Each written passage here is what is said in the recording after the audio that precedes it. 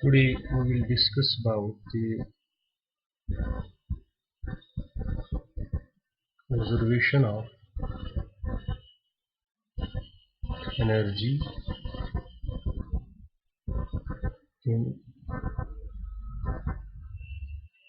closed and open systems.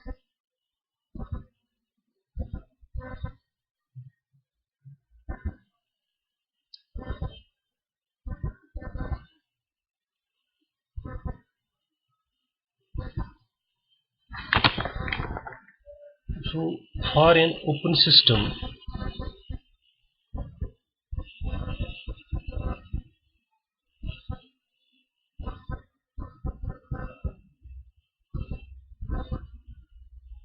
the application of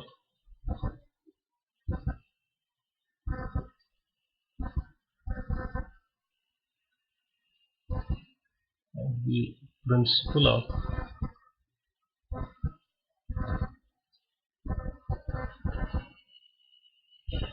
conservation of energy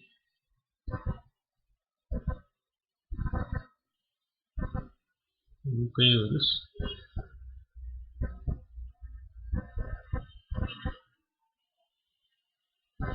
taking into account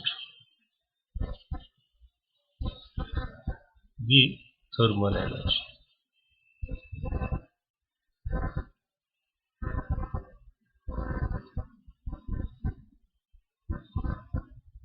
And thermal energy transfer,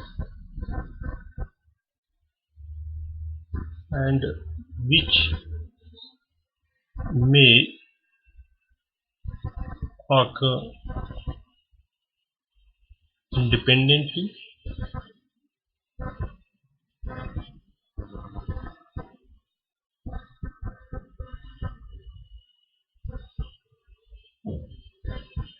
of any matter transfer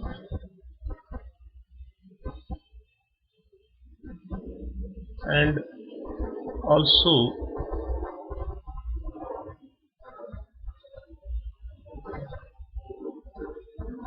because of the matter transfer.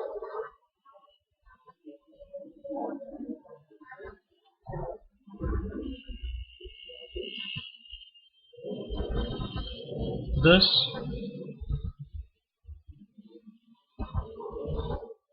in an open system,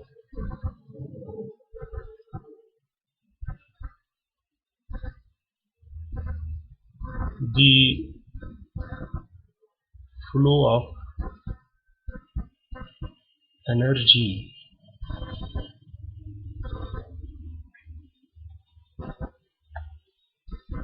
and that too thermal energy, flow of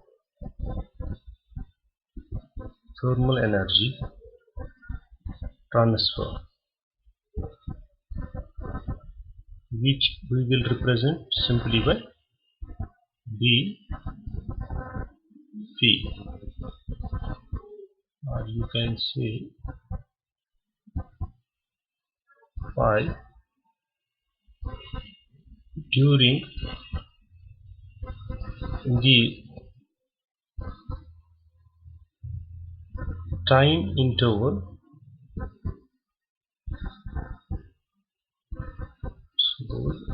dt. Basically consists of the mass independent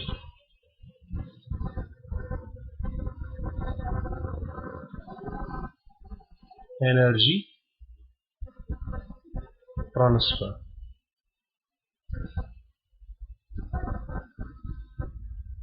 as well as the mass dependent. That means both mass independent and mass dependent energy transfers will be there.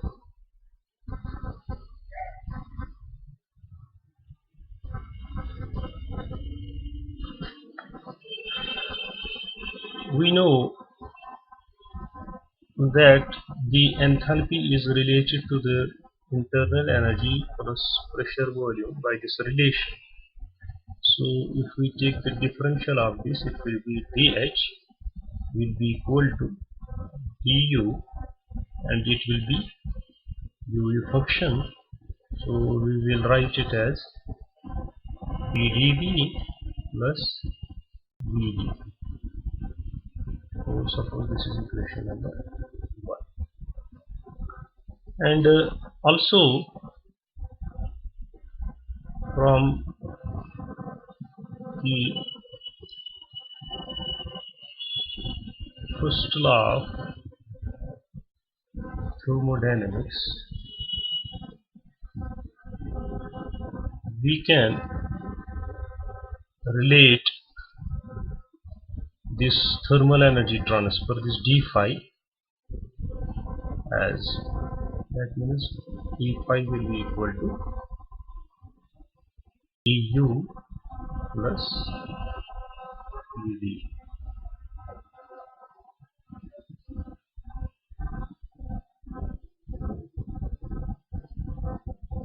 Therefore, equation 1 can also be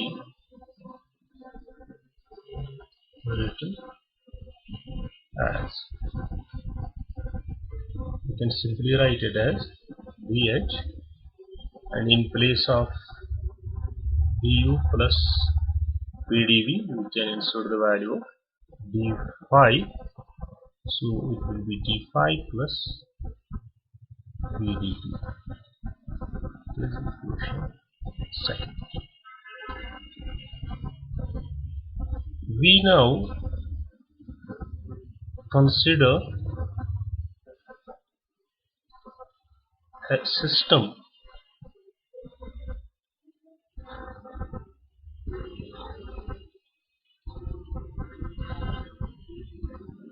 consisting of two phases. Suppose phase 1 and phase 2, wherein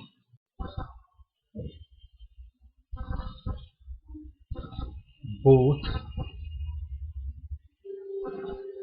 that means in both phases, phase 1 and phase 2, matter and energy are exchanged.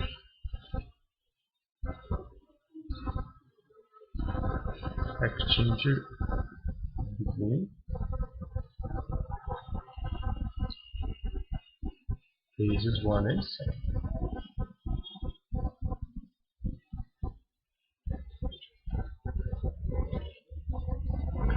And one more thing you have to consider, this phase 1st and 2nd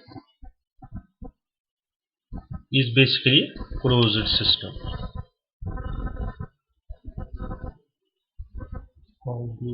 The entire system is a closed system. That means like in the previous lecture we have considered the phase 1st inside the phase 2nd. It is like that situation. So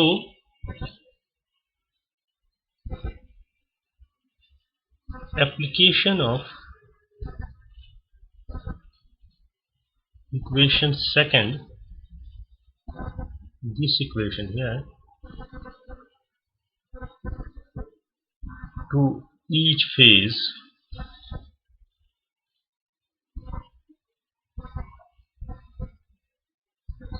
at constant, we will keep the pressure as constant and write it as P. So it will yield the following equations, that is delta H 1 for the first phase will be equal to E15 plus V1 dP1. We are keeping the pressure as constant, okay, and dH second will be equal to d second pi plus v second dp second.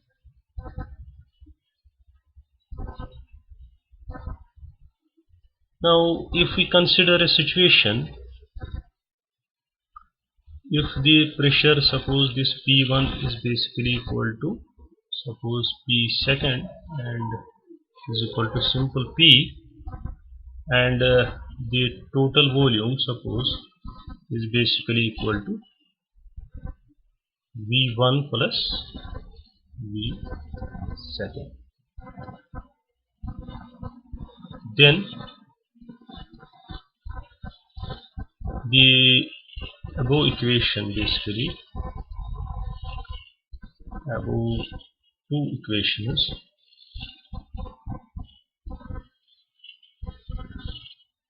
can be combined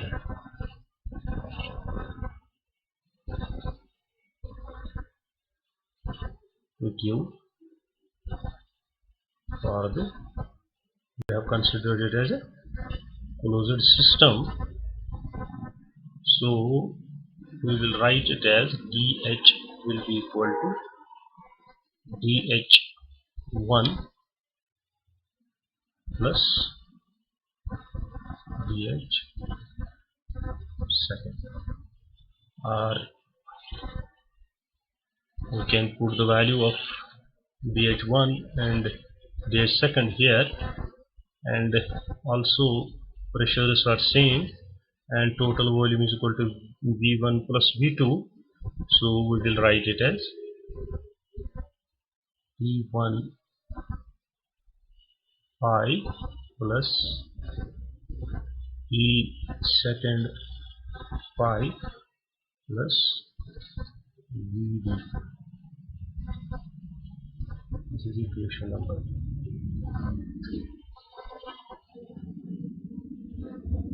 We know this enthalpy is basically a state function, hence delta H is a, if H is a state function,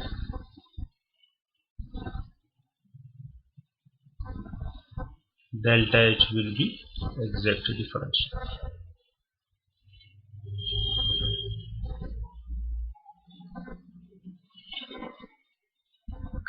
And we know, but thermal energy is not a state function. That means thermal energy is not a state function,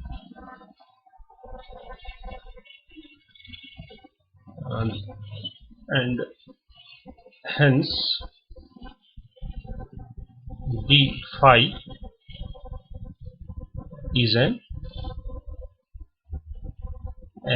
inexact differential, an inexact differential.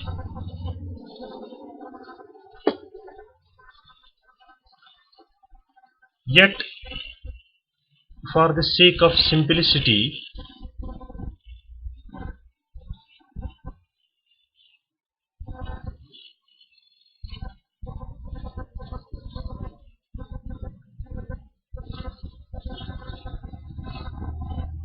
we will use the symbol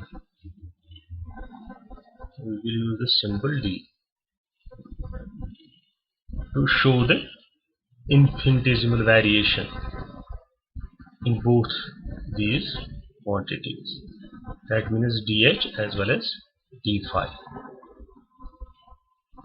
Again, since phi is not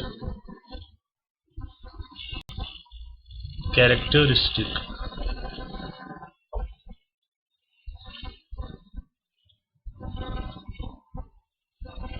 of the two phases,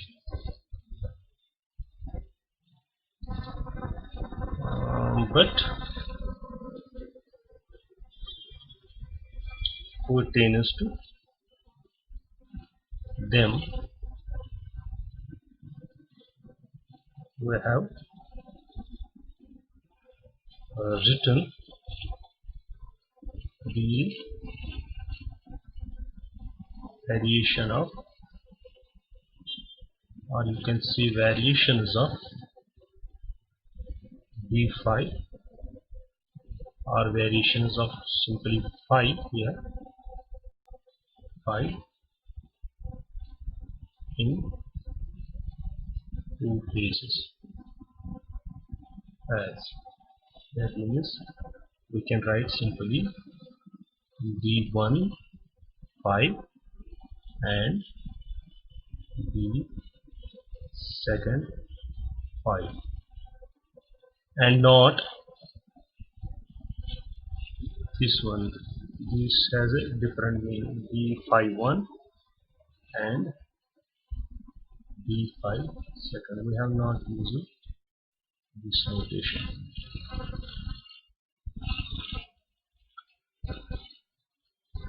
So substituting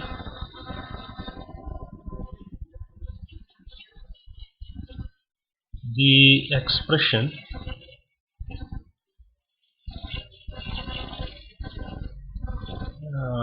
from the crystal of thermodynamics, dq is equal to du plus dv in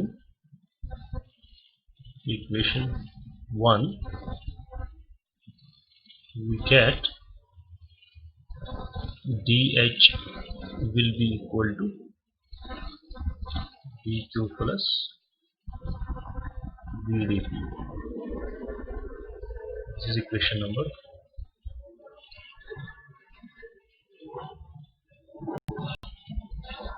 Equation 4 is applicable to the closed system,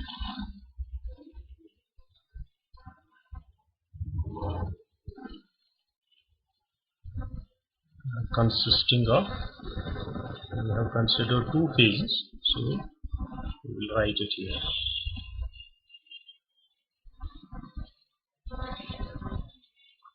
So from equation 3 and 4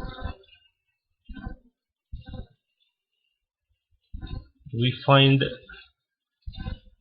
that dq can also be written as d1 phi plus d2 phi,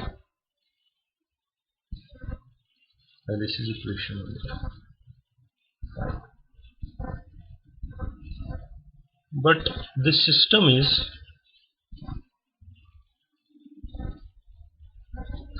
closed. The term d1 phi can be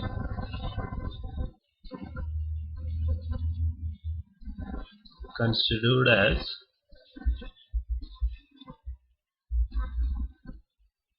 made up of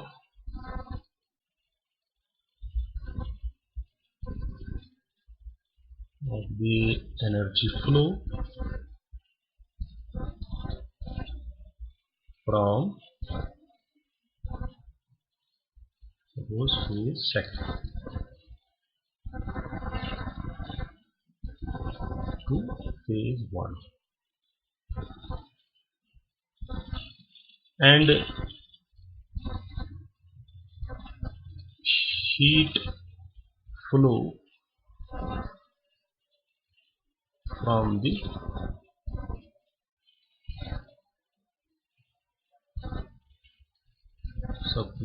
surroundings, or you can say exterior or surrounding.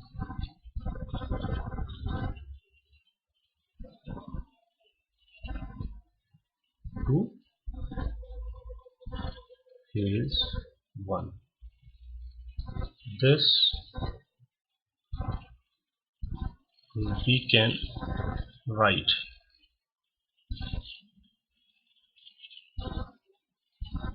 d1 phi will be equal to, that means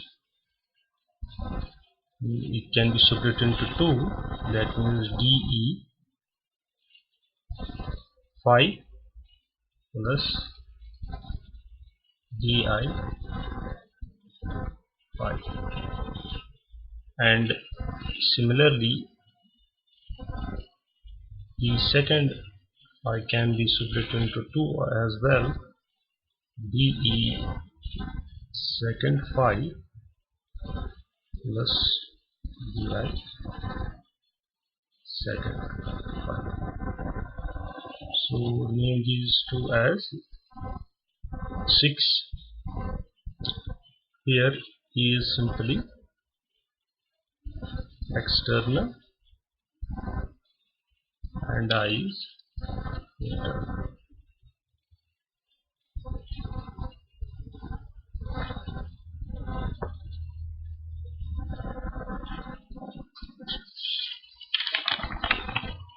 Equation number 5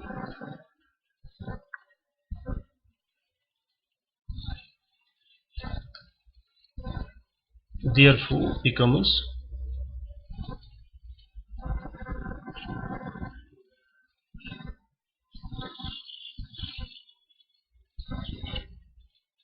dq will be equal to deq1. That means we will simply put the values of these in equation 5, and we can also write ei 1 phi plus de second q plus di second phi. This is equation 7. Now if dq is the heat exchange between the entire system,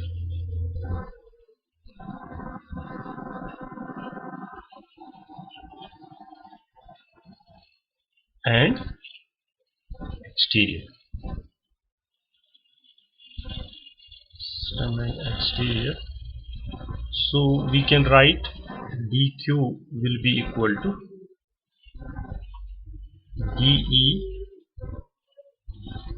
deq1 plus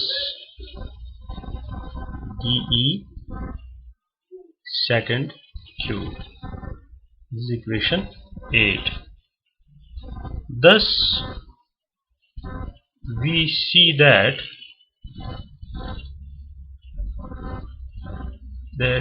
di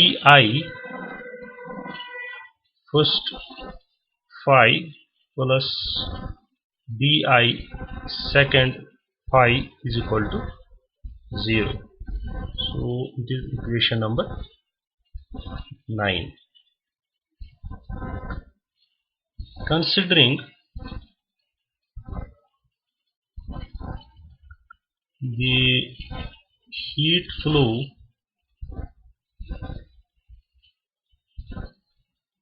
from phase 1 to phase 2, We can also write EI first Q plus DI second Q is equal to 0. This is equation 10. So this equation 10 basically represents the conservation of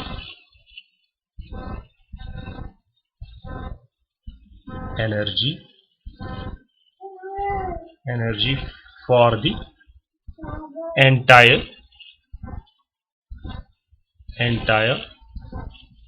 system. Okay, thanks.